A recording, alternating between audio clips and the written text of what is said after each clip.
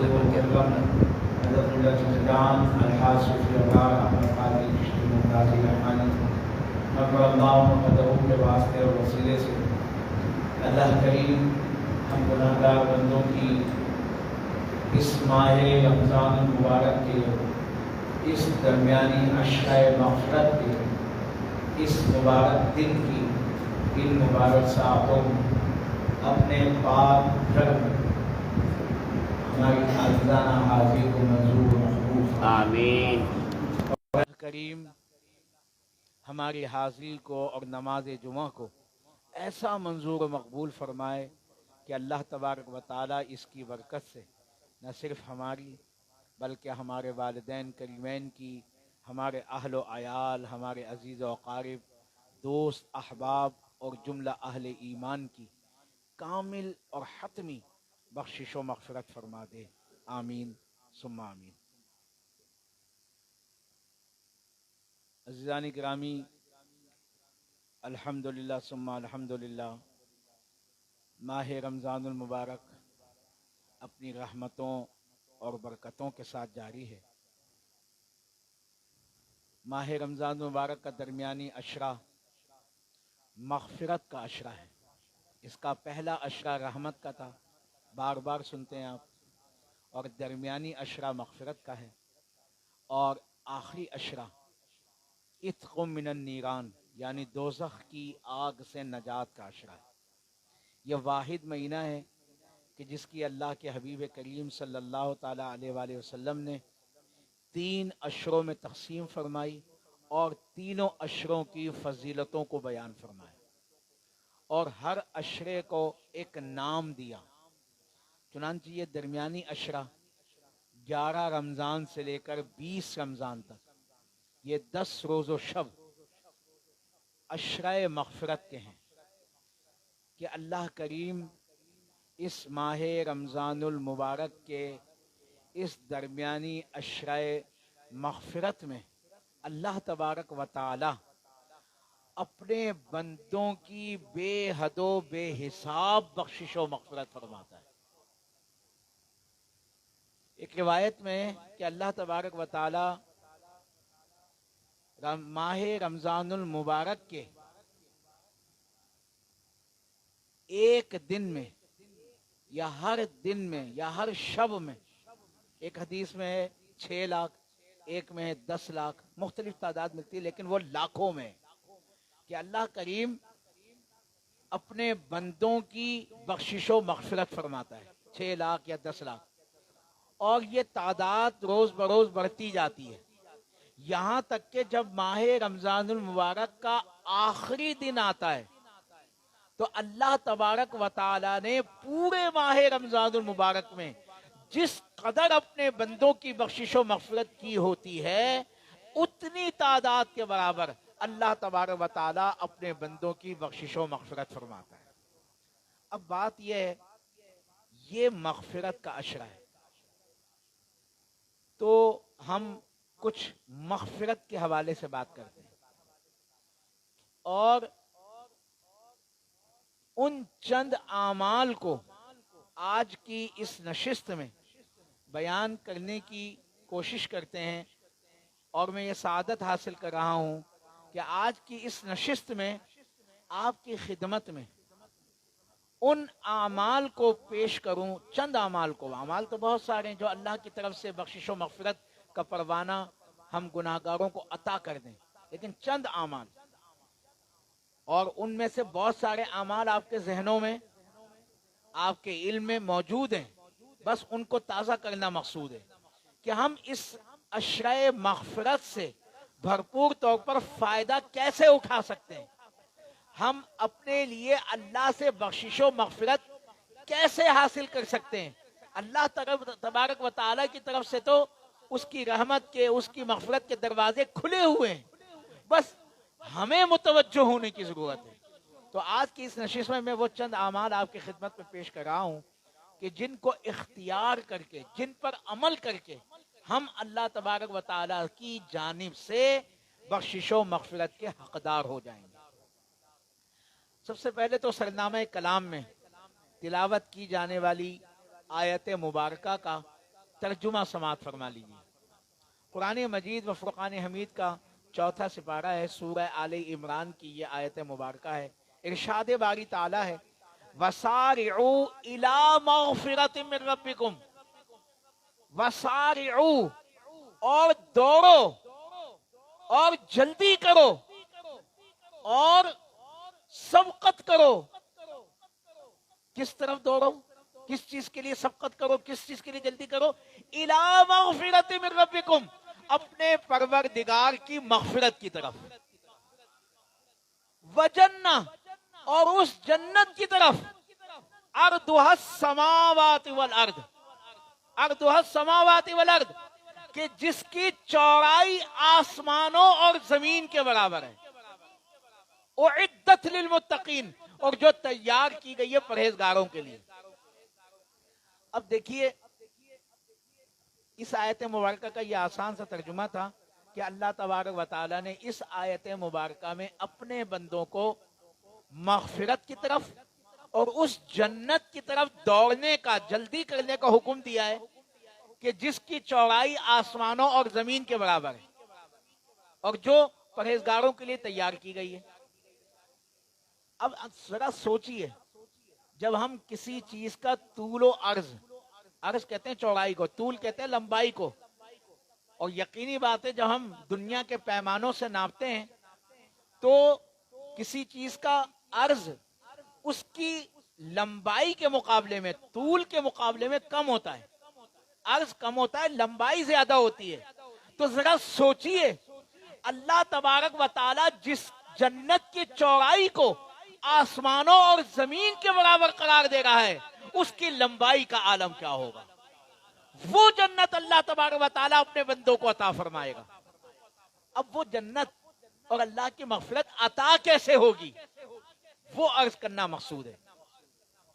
تو پہلی بات تو یہی، اس آیت مبارکہ میں اللہ کریم نے یہ فرمایا اعدت للمتقین، تیار کی گئی ہے پرہیزگاروں کے لیے۔ اور آپ کو یاد ہوگا پچھلی نشستوں میں یا ایھا الذین آمنوا کتب علیکم الصیام کما کتب علی الذین من قبلکم لعلکم تتقون، اے ایمان والو تم پر روزے فرض کیے گئے جیسا کہ تم سے پہلے لوگوں پر فرض کیے گئے تھے، لعلکم تتقون، تاکہ تم پرہیزگار ہو جاؤ۔ یعنی روزوں کی وجہ سے جو تقوی کی دولت حاصل ہوگی، یہ تقوی کی دولت اللہ کی طرف سے ہمیں بخشش و مغفرت کا پروانہ دلا دے گی اور اس جنت کا حقدار بنا دے گی کہ جس کی چوڑائی آسمانوں اور زمین کے برابر ہے۔ تو پہلی بات تو یہی ہوگی۔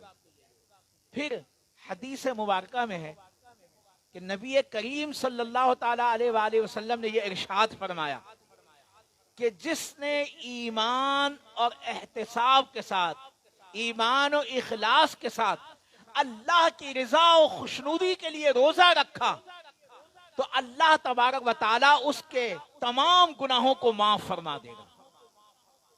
پھر فرمایا کہ جس نے ایمان و احتساب کے ساتھ، ایمان و اخلاص کے ساتھ ماہ رمضان المبارک کی راتوں میں قیام کیا تو اللہ تبارک و تعالیٰ اس کے بھی پچھلے گناہوں کو معاف فرما دے گا۔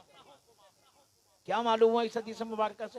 اس حدیث مبارکہ سے معلوم ہوا کہ اس ماہ رمضان المبارک کے یہ روزے اور اس ماہ رمضان المبارک کی راتوں میں پڑھی جانے والی نماز تراویح یا نماز تہجد اللہ تبارک و تعالیٰ کی جانب سے ہمیں بخشش و مغفرت کا پروانہ دلا دے گی۔ میں وہ اعمال بیان کر رہا ہوں آپ کے سامنے جو اللہ تبارک و تعالیٰ کی جانب سے بخشش و مغفرت کا ذریعہ ہیں۔ یعنی اس اشیاء مغفرت میں ہمیں کرنا کیا ہے جس سے ہم اللہ کی جانب سے بخشش و مغفرت حاصل کر لیں؟ تو روزوں کا بھرپور اہتمام کرنا ہے، حقیقی روح کے ساتھ۔ یہ نہیں کہ صرف کھانے پینے سے اور نفسانی خواہشات سے صرف باز رہے، طلوع فجر سے لے کر اور غروب آفتاب تک، نہیں، بلکہ حقیقی روزہ یہ ہے کہ ہم اپنے تمام اعضائے جسمانی کو، جسم و روح کو، اپنے ذہن و قلب کو ہر اللہ تبارک و تعالیٰ کی نافرمانی سے بچا لیں۔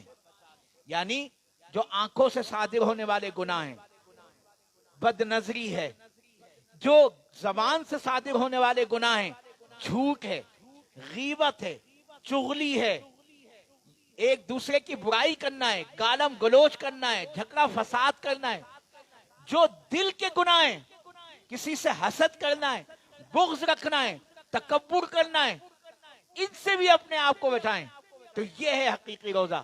اور اگر ہم نے روزہ رکھ کر یہ تمام کام کیے، یعنی بے ایمانی بھی کی، جھوٹ بھی بولا، غیبتیں بھی کی، گالم گلوچ بھی کی، فتنہ و فساد بھی کیا، لڑائی جھگڑے بھی کیا، غصہ بھی کیا، تو پھر ایسے روزے کا کوئی فائدہ نہیں. یہ تو فقط یوں کہیے کہ صرف ہم بھوکے ہی رہے.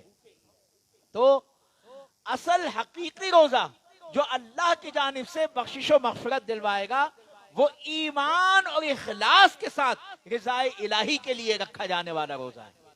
اسی طرح سے یہ جو نماز تراویح ہم ادا کر رہے ہیں، اللہ تعالیٰ پورے ماہ رمضان مبارک میں ہمیں نماز تراویح کا اہتمام کرنے کی، ادا کرنے کی توفیق عطا فرمائے.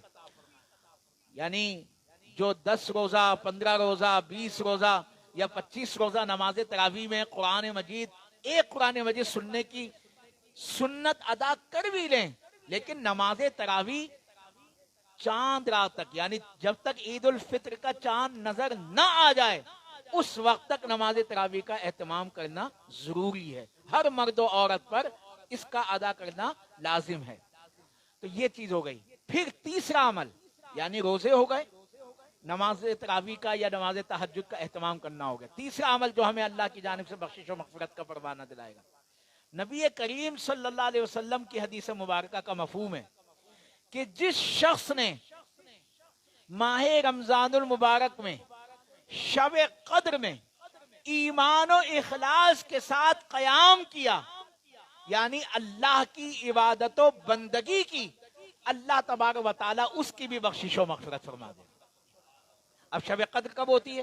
آپ سب جانتے ہیں ماہ رمضان مبارک کا جو آخری عشرہ ہے، اس کی جو طاق راتیں ہیں، ان میں شب قدر کو تلاش کرنے کا حکم ہے. تو اللہ تبارک و تعالی ہمیں شب قدر میں بھی شب بیدار رہ کر اپنی عبادت و بندگی کرنے کی توفیق عطا فرمائے. 3 باتیں ہو گئیں. چوتھا، اللہ تبارک و تعالی اپنے کن بندوں کو بخشش و مغفرت کا پروانہ عطا فرماتا ہے؟ اللہ اپنے ان بندوں کو مغفرت کا پروانہ عطا فرماتا ہے جو شرک سے محفوظ رہتے ہیں، جو فقط اللہ پر کامل ایمان رکھتے ہیں، اللہ ہی کو اپنا خالق، مالک، رازق، حاجت روا سمجھتے ہیں. کہ اللہ کریم نے قرآن مجید میں ارشاد فرمایا ان اللہ لا یغفر ان یشرک بہ ویغفر ما دون ذلک لمن یشاء، یعنی بے شک اللہ تعالی مغفرت نہیں فرماتا اس شخص کی جو اس کے ساتھ کسی کو شریک بنائے. تو جو مشرک شخص ہوتا ہے اس کی بخشش نہیں ہوتی. ان الشرک لظلم عظیم بھی اللہ ہی کا ارشاد ہے کہ بے شک شرک جو ہے وہ ظلم عظیم ہے، بڑا ظلم ہے. تو اللہ تعالیٰ اپنی ذات و صفات میں کسی کو شریک کرنا جو ہے وہ قبول نہیں کرتا. بندے کے سارے گناہ اللہ معاف فرما دے گا جو چاہے گا، جس کو چاہے گا، لیکن شرک کو معاف نہیں فرمائے گا. تو ہمیں اپنے آپ کو شرک سے بھی بچانا ہے. اللہ تبارک و تعالی ہی کو اپنا حقیقی حاجت روا، مشکل کشا یا رازق و مالک سمجھنا ہے. ہاں، اللہ کے نبی یا اللہ کے رسول یا اللہ کے اولیاء اللہ کی عطا سے، اللہ کے فضل سے، ان کے واسطے اور وسیلے سے دعائیں بے شک قبول ہوتی ہیں اور ان کا واسطہ اور وسیلہ پیش کرنا چاہیے. لیکن ہم میں سے کوئی بھی شخص نعوذ باللہ ان کو خدا نہیں سمجھتا، یا خدا جیسا نہیں سمجھتا، یا خدا کی ذات اور صفات میں شریک نہیں سمجھتا. ہاں، اللہ تبارک و تعالیٰ کی بارگاہ کا مقبول و مقرب ضرور سمجھتا ہے. یہ شرک نہیں ہے. بہرحال تو شرک سے بچنا، خالص توحید پر ایمان رکھنا، یہ بھی اللہ تبارک و تعالیٰ کی جانب سے بخشش و مغفرت کا پروانہ عطا فرما دے گا. پھر 5واں عمل جو اللہ تبارک و تعالیٰ کی جانب سے ہمیں بخشش و مغفرت کا پروانہ عطا فرما دے گا. دیکھیے، ہم اذان روز سنتے ہیں نا، لیکن ہم اپنے کاموں میں مصروف رہتے ہیں یا اذان کے کلمات کا جواب نہیں دیتے. اذان کا خاموشی سے سننا اور اذان کے کلمات کا جواب دینا اور اذان مکمل ہو جانے کے بعد بعد اذان والی جو دعا ہے اللہم رب ھذہ دعوت التامہ والی جو دعا ہے وہ پڑھنا کتنا بڑا عمل ہے. کہ حدیث مبارکہ میں ہے کہ جو شخص اذان کو خاموشی سے سنے، اس کے کلمات کا جواب دے اور اذان کے بعد والی دعا کو پڑھے، تو اللہ تبارک و تعالیٰ کے حبیب کریم صلی اللہ علیہ وسلم نے فرمایا کہ اس کے لیے میری شفاعت واجب ہو گئی. اب سوچئے ذرا، جس کے لیے شفاعت مصطفیٰ واجب ہو جائے تو اس کی مغفرت میں کوئی شک ہو سکتا ہے؟ اس کے لیے جنت اور اس کی نعمتوں کا حصول ناممکن رہ سکتا ہے؟ قطعی نہیں. لیکن ہم غافل رہتے ہیں. تو میں توجہ دلا رہا ہوں آپ کی، صرف یہ کافی نہیں ہے کہ ہم ٹی وی دیکھ رہے ہو تو آواز کم کر دیں، یہ کافی نہیں ہے اذان کے وقت، یا ہم جو ہے نا کسی موبائل کی اس میں مصروف ہے تو اس کی آواز سلو کر دیں، نہیں، بلکہ اپنے عمل کو روک دینا، اپنی گفتگو کو موقوف کر دینا. بلکہ وہ بعض علماء تو یہاں تک لکھتے ہیں کہ تلاوت قرآن اگر آپ کر رہے ہیں تو تلاوت قرآن روک دیجئے. اذان شروع ہو گئی ہے، پہلی اذان، کم سے کم ایک اذان جو آپ کے قریب ترین مسجد ہے. ضروری نہیں ہے کہ آپ ہر اذان کا ہی اگر دیں تو بہت اجر کی بات ہے، لیکن ایک اذان کا، قریبی مسجد والی اذان کا سننا، اس کے کلمات کا جواب دینا اور اذان کے بعد والی دعا پڑھنا شفاعت مصطفیٰ کا ذریعہ. اس کا ضرور اہتمام کیجئے. توجہ دلا رہا ہوں میں صرف. اللہ مجھے بھی عمل کی توفیق دے، آپ کو بھی دے. 7واں پوائنٹ، ہم وضو کرتے ہیں، سب کرتے ہیں، ہر نماز کے لیے وضو ضروری ہے. قرآن کی کو دیکھ کر پڑھنے کے لیے، ہاتھ میں دیکھ کر چھونے کے لیے وضو ضروری ہے. اس کے بغیر قرآن کی تلاوت اور نماز کا اہتمام نہیں ہو سکتا. جس طرح نماز جنت کی کنجی ہے، وضو جو ہے وہ نماز کی کنجی ہے. تو وضو بھرپور طریقے سے کرنا، یعنی پورے اہتمام کے ساتھ، پورے آداب کے ساتھ، فرائض کا پورا اہتمام کرنا، جو وضو کے فرائض ہیں 4 ان کو بھرپور طور سے ادا کرنا. اور وضو مکمل کرنے کے بعد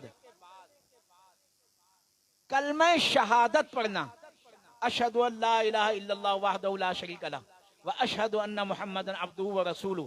اور وضو کے بعد کی ایک لائن کی دعا ہے، اللہم اجعلنی من التوابین واجعلنی من المتطہرین. یہ پڑھنا اللہ تبارک و تعالی اس وضو کی برکت سے اور اس کلمہ شہادت کے اقرار کی برکت سے اور اس دعا کے پڑھنے کی برکت سے اللہ تبارک و تعالی تمام گناہوں کو معاف فرما دے گا اور بخشش و مغفرت کا پروانہ عطا فرما دے گا. تو کتنی بڑی نعمت ہے، ہم غافل رہتے ہیں. اس کا ضرور اہتمام کیجیے. اسی طرح سے 8واں پوائنٹ، اللہ کریم نے ارشاد فرمایا قرآن مجید و فرقان حمید میں، قل یا عبادی الذین اسرفوا علی انفسہم لا تقنطوا من رحمت اللہ ان اللہ یغفر الذنوب جميعا انہ هو الغفور الرحیم. اس آیت مبارکہ کا مفہوم یہ ہے، اللہ کریم اپنے نبی کریم صلی اللہ علیہ وسلم کی زبان مبارک سے یہ اعلان کروا رہا ہے کہ اے حبیب آپ اعلان فرما دیے، میرے بندوں کو بتا دیجئے کہ وہ اگر اپنی جانوں پر کوئی ظلم کر لیں، ظلم سے مراد کوئی گناہ کر لیں، کوئی زیادتی کر بیٹھیں، تو لا تقنطوا من رحمت اللہ، اللہ کی رحمت سے مایوس نہ ہو. بے شک اللہ تبارک و تعالیٰ گناہوں کو معاف فرمانے والا ہے اور وہ بخشنے والا، رحم کرنے والا ہے. تو یہ جو اللہ کی رحمت سے امید رکھنا ہے، اللہ کی ذات سے بخشش و مغفرت کی امید رکھنا ہے، یہ بذات خود بخشش و مغفرت کا ذریعہ ہے. یعنی اللہ کا بندہ خواہ کتنا ہی گناہگار کیوں نہ ہو، کتنا ہی گناہگار کیوں نہ ہو، لیکن وہ اللہ تبارک و تعالیٰ کی بارگاہ میں حاضر ہو جائے، اے مالک الملک، اے حکم الحاکمین، میں تیرا حقیر، عاجز، ناکارہ، نکما، گناہگار بندہ ہوں، لیکن تو بڑا رحیم و کریم ہے، تو بڑا گناہوں کو معاف فرمانے والا ہے، تو میرے گناہوں کو معاف فرما دے. تو اللہ کریم اپنے بندے کے سارے گناہوں کو معاف فرما دے گا. ایک بشارت والی حدیث سنا دیتا ہوں، میں نے سنی، مجھے تو طبیعت کو بڑی خوشی ہوئی، لیکن یہ حدیث کا مطلب یہ نہیں ہے کہ ہم عمل سے اپنے آپ کو غافل کر لیں. وہ حدیث کیا ہے، مفہوم جلدی سے پیش کر دیتا ہوں کہ نبی کریم صلی اللہ علیہ وسلم کی بارگاہ میں روز قیامت ایک بندہ حاضر ہوگا، تو اللہ کریم اس کے گناہوں کو اس کے سامنے پیش کرے گا اور گناہ گنوائے جائیں گے. جب اس کے گناہ گنوائے جائیں گے اور اسے پوچھا جائے گا کیا تو نے اقرار کرتا ہے تو نے یہ گناہ کیا؟ ہو کہے گا ہاں بندہ، میرے رب، میں اقرار کرتا ہوں میں نے یہ گناہ کیا. مختصر یہ کہ ہر گناہ پر ذکر کیا جائے گا اس کے گناہ کا اور وہ اعتراف کرتا جائے گا. تو اللہ کریم ارشاد فرمائے گا کہ اے میرے بندے بے شک تو بڑا گناہ گار ہے, تیرے نام اعمال میں گناہ ہی گناہ ہیں, لیکن میں تیرے ایک عمل کی وجہ سے تجھے معاف کر دیتا ہوں, تجھے تیری بخشش و مغفرت کر دیتا ہوں تیرے ایک عمل کی وجہ سے. لا تقنطوا من رحمت اللہ کے تناظر میں سنا رہا ہوں آپ کو, اللہ کی رحمت سے مایوس نہ ہو. تو وہ بندہ عرض کرے گا کہ باری تعالیٰ میرا وہ کون سا عمل ہے جس کی وجہ سے تو مجھے میری مغفرت فرما رہا ہے. اللہ کریم ارشاد فرمائے گا کہ جب تو گناہ کرتا تھا تو گناہ کرنے کے بعد تو میری رحمت سے یہ امید رکھتا تھا کہ میرا رب میرے گناہ کو ضرور معاف فرما دے گا, تو بس تیری اس امید اور یقین کی وجہ سے میں تیری بخشش و مغفرت کرتا ہوں. تو بھائی اللہ کریم بڑا ارحم الراحمین ہے, غفور و رحیم ہے. اللہ کریم تو چاہتا ہے اپنے بندوں کی بخشش و مغفرت فرما دے. چلتے چلتے آخری بات میں وہ اعمال آپ کے سامنے پیش کر رہا ہوں جو اس عشرۂ مغفرت میں ہمیں بخشش و مغفرت کا پروانہ دلائیں گے. یہ عمل تو بعض ایسے ہیں جو ہمیں پتہ ہیں لیکن ہم غافل ہیں, تو اس عشرۂ مغفرت میں ضرور اہتمام کریں. یہ جو ہم نماز کے بعد ہم تسبیحات فاطمی پڑھتے ہیں نا, 33 مرتبہ سبحان اللہ, 33 مرتبہ الحمدللہ, 33 مرتبہ اللہ اکبر یا 34 مرتبہ اللہ اکبر. بعض علماء نے کہا 33 مرتبہ اللہ اکبر یہ 99 ہو گئے, 100 مرتبہ جو ہے یعنی 100واں جو ہے وہ آپ کہیں لا الہ الا اللہ یا لا الہ الا اللہ محمد رسول اللہ پورا پڑھ لیں, یا لا الہ الا اللہ وحدہ لا شریک لہ واشہد ان محمد عبدہ ورسولہ, کچھ بھی مکمل کر لیں اسے. تو اللہ کریم ان کلمات کو پڑھنے والوں کے گناہ اگر سمندر کے جھاگ کے برابر بھی ہوں گے تو اللہ کریم ان کو معاف فرما دے گا. تو اللہ کریم اس ماہ رمضان المبارک کے اس آخری عشرۂ مغفرت کے صدقے میں ہم سب کی بخشش و مغفرت فرما دے. آمین ثم آمین. وما توفیق الا باللہ وما علینا الا البلاغ المبین. والسلام علیکم ورحمۃ اللہ وبرکاتہ.